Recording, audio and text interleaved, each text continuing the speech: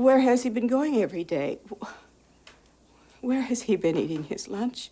What happens when a man is pushed to the brink? What happens if a man is pushed farther than you think and then decides to take on society and put a mirror in front of their faces? What if that man already had issues? Well, this is what happens in this movie. I'm Meffistoe. Like, share, and subscribe to the channel because this is my review of the movie Falling Down. Where's the trigger? It's that one right there. But aim first, man. Okay. Falling Down tells the tale of William Forrest, who begins the movie stuck in LA traffic and suddenly gets out of his car and starts walking. Along his path, he encounters a few situations that gradually becomes worse and worse as he wants to go to his ex-wife's house and spend a little time with his daughter for her birthday. With every encounter that he has, William takes out his frustration with the modern society and how it wronged him as a man and as an American. Look at this sorry, miserable, squashed thing. Can anybody tell me what's wrong with this picture? He does so as he crosses the line between an angry man into an armed man on his way to redemption of sorts. I have to come home. I have to bring her a present. Hot on his trail is an LA cop on his last day called Pendergrass, who picks up on the abandoned car first and then, after things become more serious, on the ex that feels threatened. This all boils down to a head as the two meet for the final showdown with a lot at stake. I'm the bad guy? Yeah.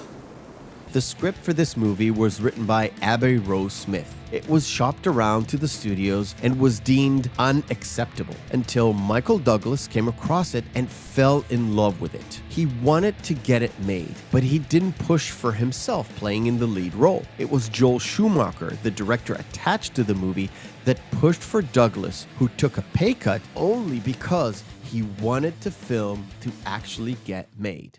I don't want lunch. I want breakfast. Yeah, well, hey, I'm really sorry. Yeah. Well, hey, I'm really sorry too.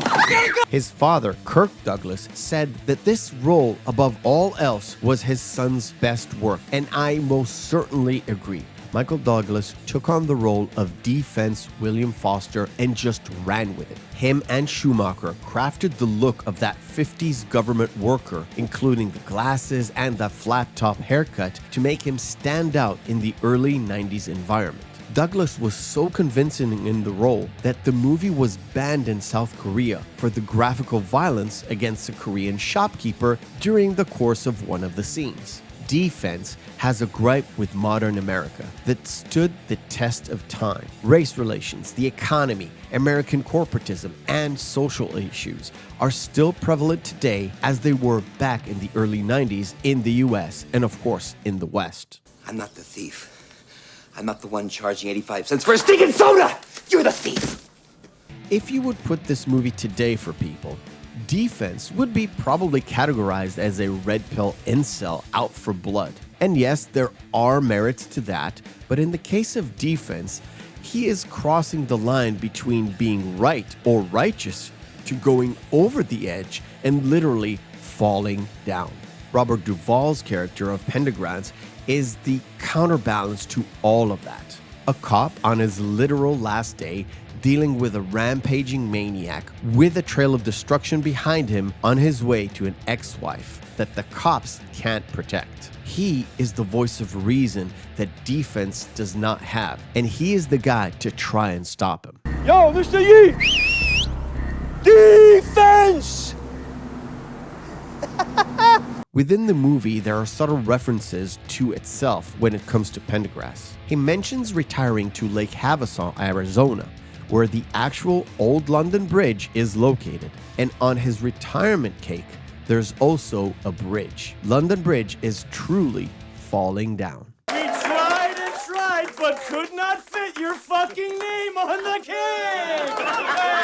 The interesting fact about this movie is the fact that it was filmed during the very famous LA riots, and often the exterior shots had to be moved or canceled because of actual riots. The tone of the movie does reflect a lot of the race relations at the time, especially in LA, and that tone is carried in the background at all times. The best example is the guy holding the sign, "Not economically viable," pointing of fingers at the banks and the economy at the time, especially for minorities, and putting him in the same clothings that d-fens is wearing to show us both sides of the same equation. As we learn later, it is not opposites, but similarities that unite them rather than divide them. Don't forget me.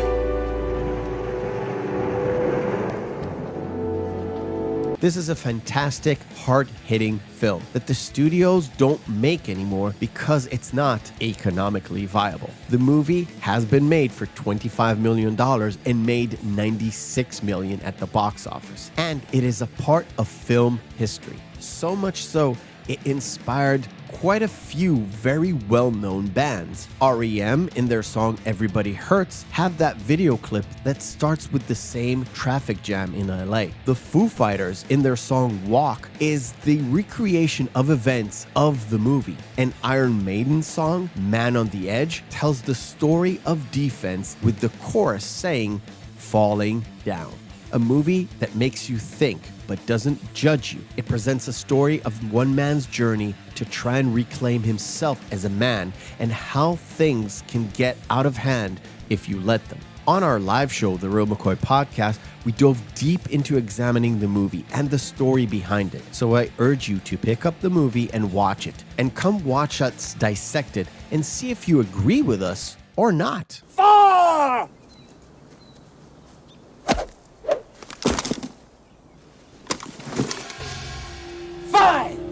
I thank you for watching, and remember, hope is a good thing, maybe even the best of things, and no good thing ever dies. I'll see you on the next video.